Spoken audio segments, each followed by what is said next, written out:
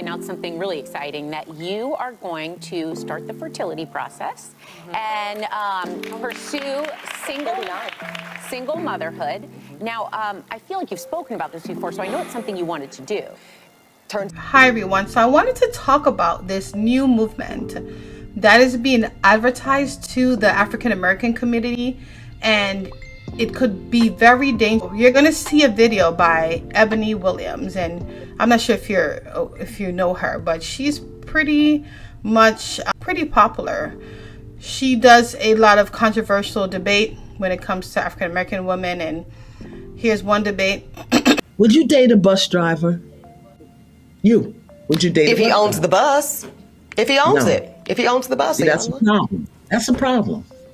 That's a problem. Club. See, we can't talk out both sides of our mouth.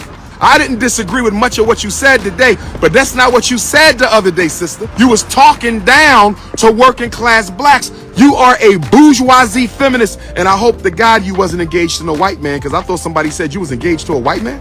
Ebony, if I find out swimming in the milk, I'm gonna lose a lot of respect for you, sister. Just a brief overview. So apparently she's encouraging women, if they can't find the right spouse, they should definitely go to a sperm bank, preferably African American, right? So because apparently she wants to keep the culture or our bloodline to be African American, to be African. So she's going to explain when, why you should do such a thing and how to do it. And I need to really talk about this because this is very dangerous. This is going against the order of God. And we know that statistically, it is not good for children to be brought up in a single mother household. I'm going to play this video explaining why it is not good for children to be brought up without a father. If a man and wife raise a child, they're less likely to end up in jail, but they have the same statistical chance as children raised by just their father.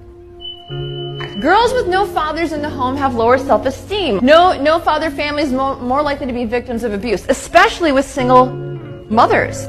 Children with high BMI more often come from fatherless homes. Here's something: fathers have the fittest children. Ourselves to all of the options that our hard work and circumstances currently afford us. And that means that single motherhood by choice is going to be an option that more and more black women consider and even exercise. So anybody that's in their feelings about that can go ahead and start to process right now.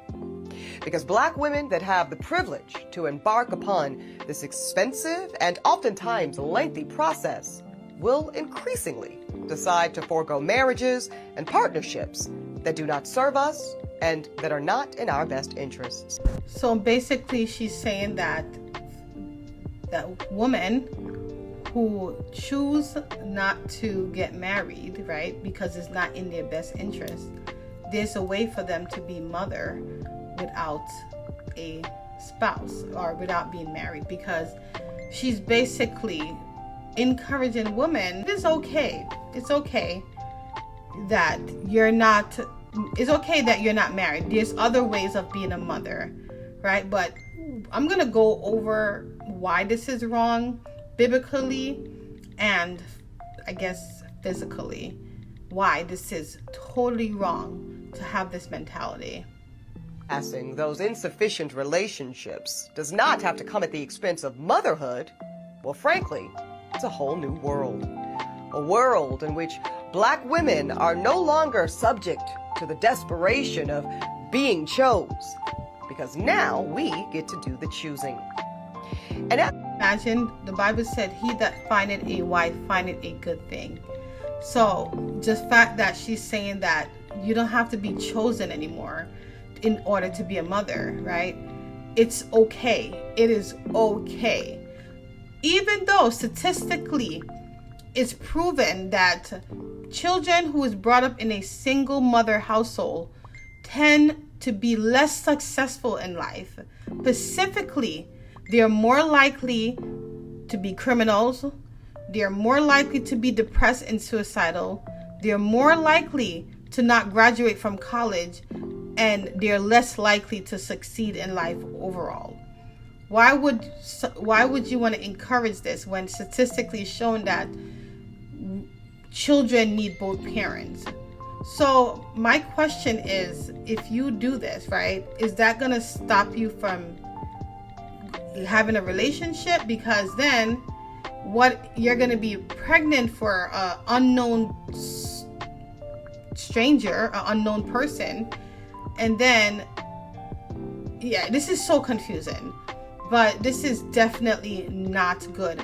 And let me just continue now. I'll continue to give my review on this situation. We do have to contend with the reality of a dismally small supply of black sperm. Because most black women on this journey, we want to create children that look like us and that look like our families. And that means we want black sperm. So much men out there, right? And she specifically want black sperm to have the baby look like them. There's so many men out there without a woman, and so many women out there without a man or a husband or wife. And this is what she's promoting. She's basically promoting that forget about skipping this generation. You know, in the Bible, he said that, therefore a man shall leave his father and mother and hold fast to his wife, and they shall become one flesh. This is what the Bible, this is what God intended when he created Eve, right? He first created Adam. He said, oh my God, it's not good for a man to be alone. So then he created Eve to be a helpmate, right? So technically, we are created to help the man. And this is why society is out of control, because we're out of God's order. The order of God is man and woman to be together. The man supposed to take care of the family. The man's supposed to go out there and work because of the sin of Adam and Eve. He said something, he said, from the sweat of your brow you shall, find food. Well, in Genesis 3 verse 19 it said, by the sweat of your brow you will eat your food until you return to the ground. Since from it you were taken, for dust you are and dust you will return. This is what God told Adam after he ate that fruit. What God intended for man and woman is for the man to go out there and work, and will nurture the children. And this is what we're supposed to be doing. But now, because society has encouraged women to be boss ladies, to do your thing, now women are so focused on becoming the boss lady in the workforce that they totally neglect relationship, totally neglect wanted to be that woman as a helpmate woman, because they now are in charge, right? They're in charge of everything in their lives, especially if they are CEO of companies.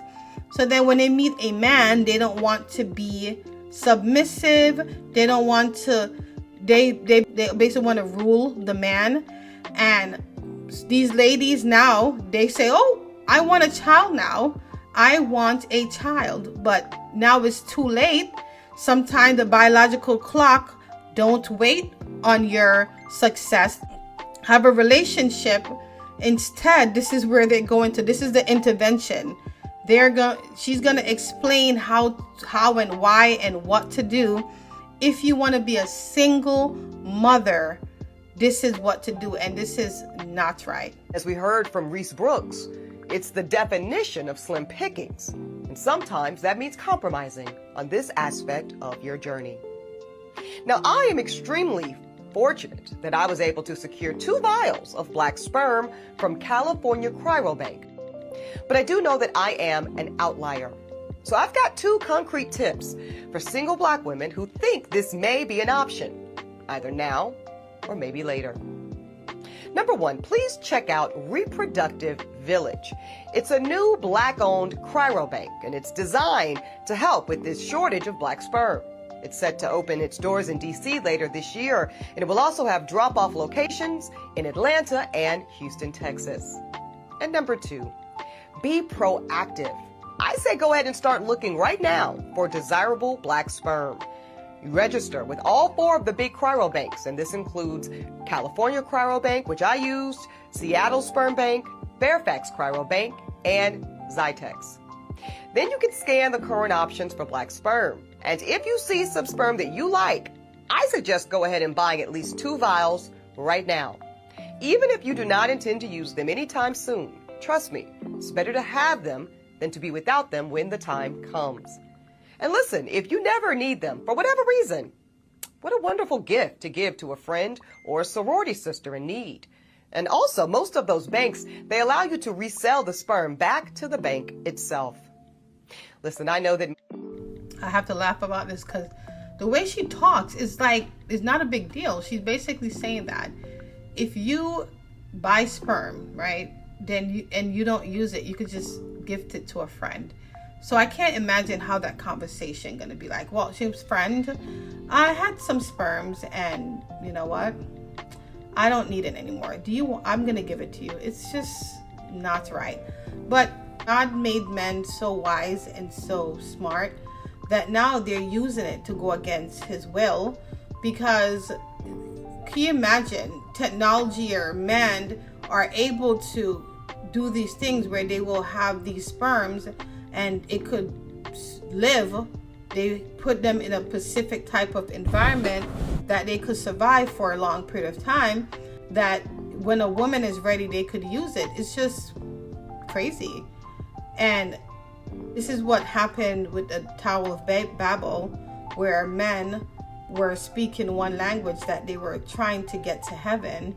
And this, compared to this specific story, because men are so smart, they're so wise, that they're able to do these things that we never could have guessed that could be done So it's just not right. I truly believe that this movement of single motherhood is gonna damage the future, and I really hope people don't get sucked into this new movement, because the Bible specifically says that 2 are better than 1, because they have a good return for their hard work.